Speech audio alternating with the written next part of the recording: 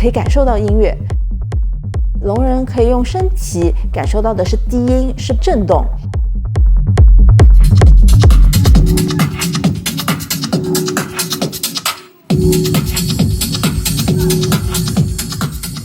我是胡小舒，我是上海人，是一位聋人艺术家。来办一次就是和聋人朋友有更多交流的活动。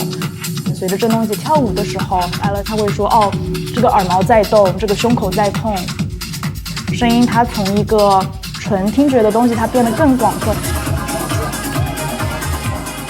那今天呢是什么特别的日子呢？你们知道吗？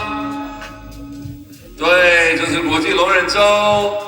谢谢你们今天来到 Bass Bath， 跟我们一起享受这美好的一周。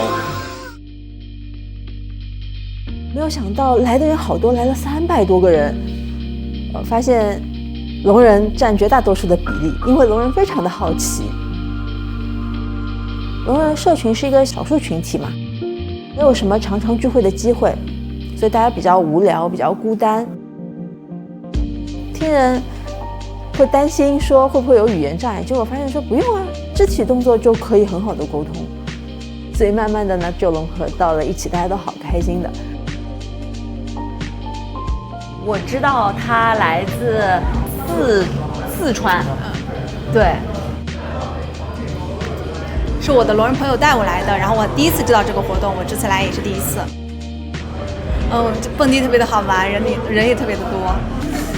吴奶奶她在现场也是跳得特别欢的，一边打着手语一边热舞。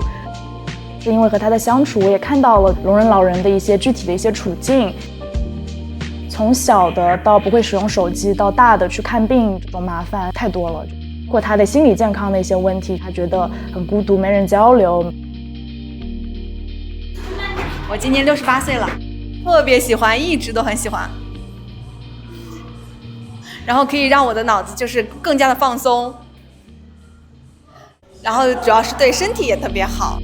看吴奶奶，她每次来就跳都好，跳得好好，跳得很嗨，高兴。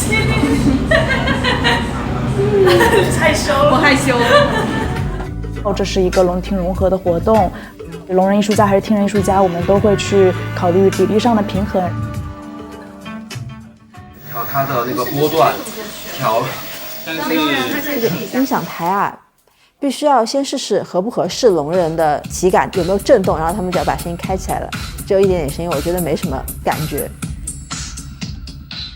我说这个响度是适合听人，我说来吧，再开大一点，然后他们一推到底，哇，这个震动一下子就来了。找到了一位德国的聋人 DJ， 把他请到上海来。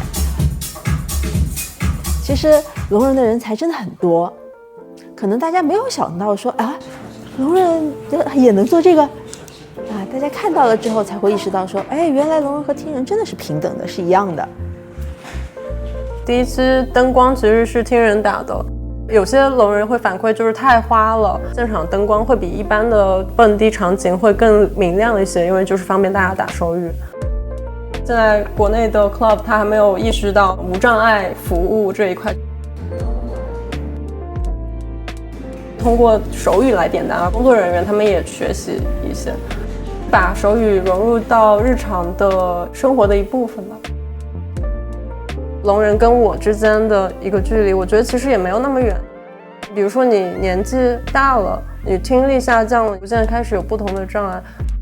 我现在学手语，不仅仅是和聋人去做一个沟通，可能老了之后我就直接，我是一个重听，我直接就会手语，那其实对我来说也会更方便一些。可以换一个视角来观察彼此。聋人文化里面有好多的优势。在潜水的时候，聋人可以在海里面打手语啊，我们可以在海底聊天啊。在音乐派对里面，声音好大，大家都听不见，那我们用手语就可以聊了。如果你要去看舞台剧，包括歌剧，各种的演出，我们都缺乏无障碍的翻译，所以聋人观众都没有办法参与到剧场的活动当中去。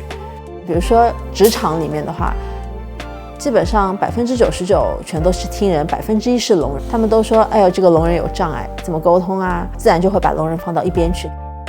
我是希望聋人群体能不要躲起来，我希望可以拉更多的人出来参与到另外一边的交流当中来。我们都要站出来和大家在一起去展示，将那些看不见的边缘聋群带进公众视野。